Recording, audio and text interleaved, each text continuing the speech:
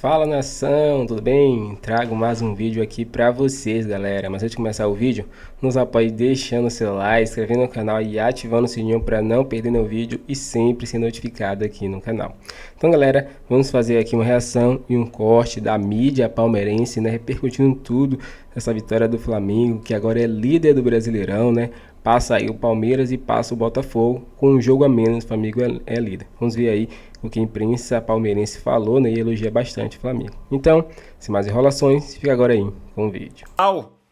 De mais uma rodada aí dos principais do Campeonato Brasileiro. Flamengo se torna líder após vencer o Atlético Goianiense por 2-0 dentro do Maracanã. Nós vamos falar um pouquinho sobre isso. Queria chamar a atenção para vocês. Vocês observaram que quando o Flamengo faz o primeiro gol lá com o Pedro, vocês viram a demora da análise pelo VAR? Eu não sei se vocês estão acompanhando um pouco das Olimpíadas, de alguns esportes, e obviamente, pessoal, eu já quero deixar claro aqui, eu sei que são esportes diferentes, eu sei que são competições diferentes, eu sei que não envolve o contexto físico que envolve, por exemplo, o futebol. Mas eu estava assistindo as partidas tanto do vôlei de quadra quanto do vôlei de praia, e eu observei uma coisa que falta no futebol brasileiro. E aí eu já tô puxando esse gancho para vocês entenderem o porquê que eu estou falando sobre esse assunto, que eu acho que é um assunto que acaba interessando para todo mundo. Vocês viram o tempo que demorou a análise do gol?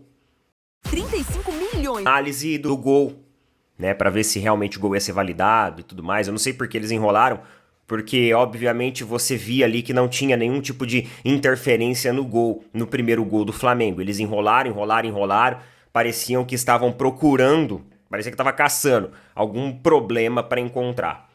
E observando os jogos de vôlei, tanto de quadra quanto de areia, eu achei assim incrível a maneira como os juízes, eles são escondidos da partida. Juiz não puxa protagonismo. O juiz praticamente, cara, você nem nota que ele tá ali, porque os grandes destaques são os jogadores e comissão técnica. São esses os grandes destaques do jogo. E é eles que tem que se destacarem. São as jogadas que tem que se destacarem. E aí sempre eles procuram também auxílio de vídeo, auxílio gráfico, são a lances que surge a dúvida. E é tudo assim, tudo funciona de maneira muito automatizada, instantânea. Você não vê interferência de arbitragem, você não vê grandes escândalos. Eu sei que não tem o contato físico com o futebol. O futebol é uma outra dinâmica. Eu estou querendo dizer que nós podemos buscar boas práticas de outros esportes que tem análise de vídeo, que tem projeção gráfica para saber se a bola foi antes ou depois da faixa, né? Então, rapidamente, esse jogo do Flamengo, tá bom? Flamengo chega à primeira posição do Campeonato Brasileiro, tô com a tabela aberta aqui, em primeiro lugar com 40 pontos, Botafogo em segundo lugar com 40 pontos, só que no saldo de gol, o Flamengo passa à frente e o Palmeiras em terceiro lugar com 36 pontos, visto que o Flamengo ainda tem um jogo a menos. Então o Flamengo consegue ampliar a sua vantagem, né, passa ali na primeira colocação e também pode ampliar ainda mais essa vantagem porque tem um jogo a menos que as outras equipes. E cara, o Flamengo hoje ele fez o dever e a lição de casa. O Flamengo entrou no jogo com o objetivo de vencer, com a postura de um time que queria vencer e que queria terminar essa rodada na primeira colocação. Além disso, o Tite ele acerta quando ele poupa apenas aquilo que é essencial poupar. Porque por mais que o Tite poupou alguns jogadores e colocou outros para jogarem, esses outros que ele colocou também estão habituados e estão acostumados. Ele não tornou um time um Frankenstein.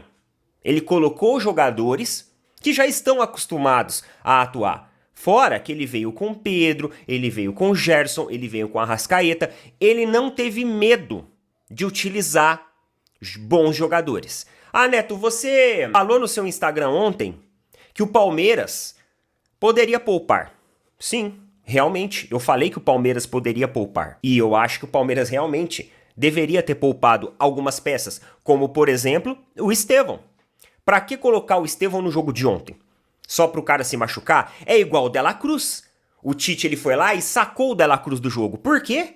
Porque o De La Cruz tava com queixas ali de dores. Então ele preferiu poupar o cara e colocar outros jogadores. Então assim, as manobras que o Tite fez, elas foram com mais conservadorismo e com mais inteligência do que as manobras do Abel. O Abel ele desconfigurou o time, ele mudou o padrão tático e a espinha dorsal e a forma como a dinâmica fluía dentro do Palmeiras no jogo de ontem. E embora ele tentou voltar atrás no segundo tempo, né, em parte do segundo tempo, já era tarde demais. Ó, até rimou, né? Embora tentou voltar atrás, já era tarde demais. E hoje o Flamengo veio pra vencer.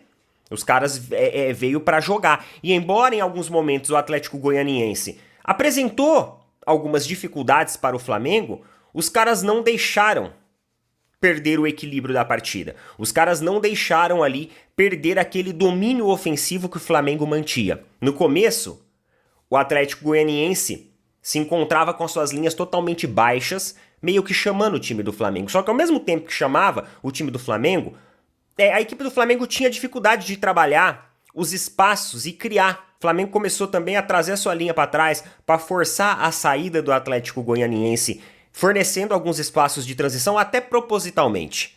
E hoje a gente tem que destacar a boa partida que o Arrascaeta fez. O Arrascaeta voltou da Copa América, cara, dando o sangue. Hoje o Arrascaeta marcou, hoje o Arrascaeta criou, hoje o Arrascaeta sim foi um pilar importantíssimo, um cara disruptivo que chamou o protagonismo e diversas vezes fez lances que colocassem ali o Flamengo em uma boa projeção ofensiva. Além disso, o Gerson fez uma partidaça hoje também. Quantas e quantas vezes, galera, o Gerson voltou lá pra zaga, lá pra linha defensiva, pra fazer o apoio nos espaços de defesa do Flamengo. Hoje, o Gerson ele foi realmente aquele coringa. Hoje ele foi aquele líder, aquele capitão do time, onde ele fez a transição muito bem dos setores ofensivos, intermediários e defensivos para conseguir essa recomposição mais rápida que o Flamengo precisava fazer para não tomar gols de espaços de transição. Gols estes que tá muito comum. Os gols que o Palmeiras sofreu nos últimos jogos, inclusive o Abel falou na coletiva ontem, foram gols criados em espaços de transição.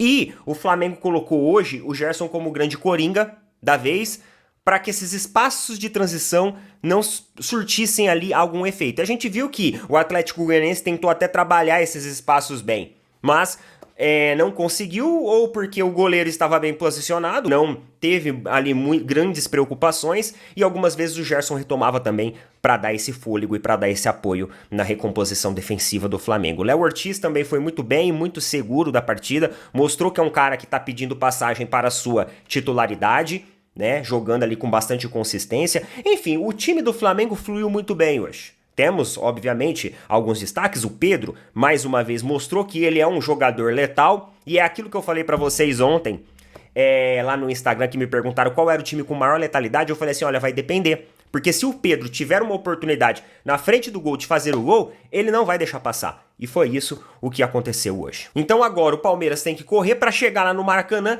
e apresentar um futebol melhor.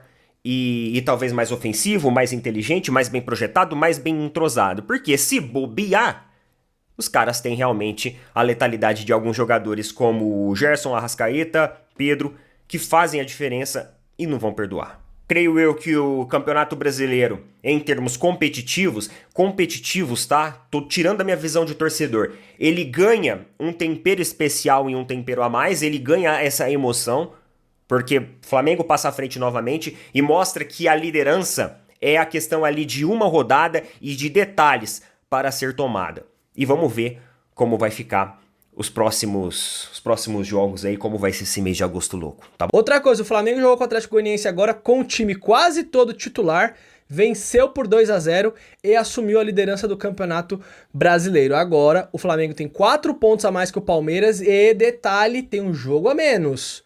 E daqui 2 rodadas tem Flamengo e Palmeiras no Maracanã. Nós vamos enfrentar o Flamengo agora, no meio de semana, e depois no outro final de semana, sem ser esse próximo, o Flamengo e Palmeiras lá.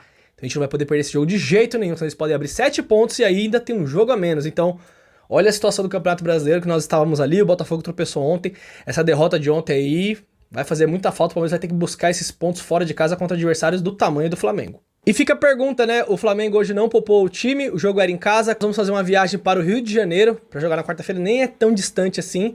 E o Flamengo jogou com a maioria dos seus titulares e conseguiu o resultado que queria. 3 pontos no Campeonato Brasileiro, toda rodada vale 3 pontos. Se você deixa de marcar, você fica para trás. Então, isso mostra a diferença de pensamento aí.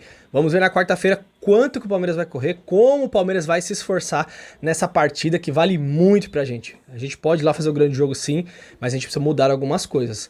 E esse negócio de, domingo contra o Inter, vamos botar time em reserva de novo. Não sei se é um bom negócio. Já estamos 4 pontos do líder. Pode ser 7 contando o jogo a menos e ainda temos confronto direto. Palmeiras tem que acordar. Não dá pra ficar apostando que vai dar nas Copas e tudo. Precisa pensar jogo a jogo. Pelo menos a minha opinião. Um abraço. Com a gente aqui, ó, vamos com força para a Copa do Brasil e Libertadores. O brasileiro acabou, estamos 4 pontos atrás, com um jogo a mais. E o Flamengo não é Botafogo, tá aqui em tela. Olha, isso aí, o Flamengo assumiu aí a liderança do campeonato, gente. Preocupante demais, preocupante mesmo. 4 pontos à frente do Palmeiras, já abriu 4 de saldo. O Palmeiras tomando 2-0, 4 de saldo e mais. O Palmeiras enfrenta o Flamengo no segundo turno no Maracanã.